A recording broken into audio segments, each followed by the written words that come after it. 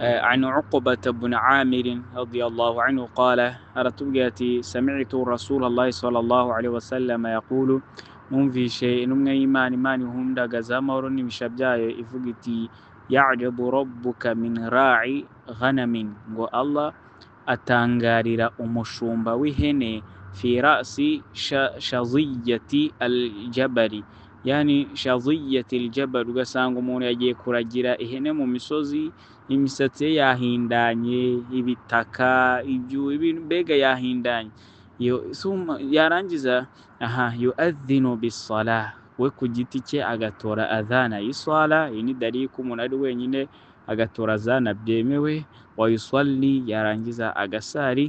Fayaqulu Allah, ngo uyu muntu ngo Allah aramutangara akavuga ati azza wa jalla, nyagasani ufite icyubahiro cyarenze byose, ati unzuru ila abdi hadha, Allah abwira abamarayika biwe ati murebe umugaragu wanjye uyu nguyu, yuadhinu wa yuqimu as-salah, ngo yatoye adhana arangije aqima isala, yakhafu minni, kubera kuntinya gusa. Subhanallah, uyu mushumba yarari mu misozi aragiye ihene yahindanya, ananiwe, ameze nabi, ariko igihe cy'iswala kigeze yibuka yuko hari itegeko rimureba riruta ibyo byose arimo, atora adhana akima iswala, arangije arasari. Allah ati ibi byose yakhafu minni, abikoze kubera kuntinya.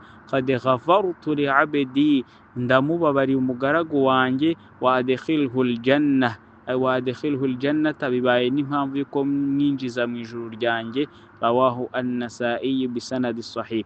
Zengo ni dalili yuko icyo umuntu yaba arimo cyose, aho yaba ari hose, nta kintu kiruta iswala. Nimba Allah atangarira umushumba wahindanye imisatsi ye yahindanye mu misozi, itaka mu ivumbi ryuzuye mu mutwe, ariko igihe cy'iswala cyagera ngagatora adhana agakima iswala agasari, Allah ati yakhafu minni, akibuka ko agomba kuntinya no kubahiriza itegeko ryanjye, akabikora kubera kumpa icyubahiro no kuntinya.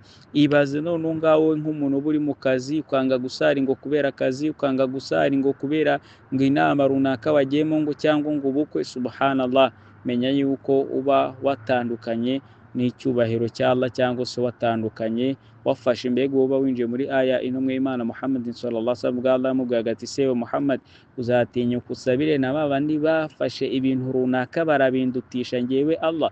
Uzanga ikintu cyose warutisha iswala, icyo gihe uba ufashe icyo kintu ukakirutisha Imana, bishatse kugaragaza ko icyo kintu gihambaye kuruta Imana yakuremye. Niyo mpamvu icyo waba urimo cyose, tugendeye kuri hadisi, aho waba uri hose igihe cy'iswala kigeze, uba ugomba guparika ibyo urimo byose ukagana iswala. Nk'uko twumvishe iyi hadithi, iburyo ibitugaragariza biranemewe ko umuntu igihe ari wenyine yatora adhana akanakima iswala agasari, nk'uko muri hadisi sahihi birimo.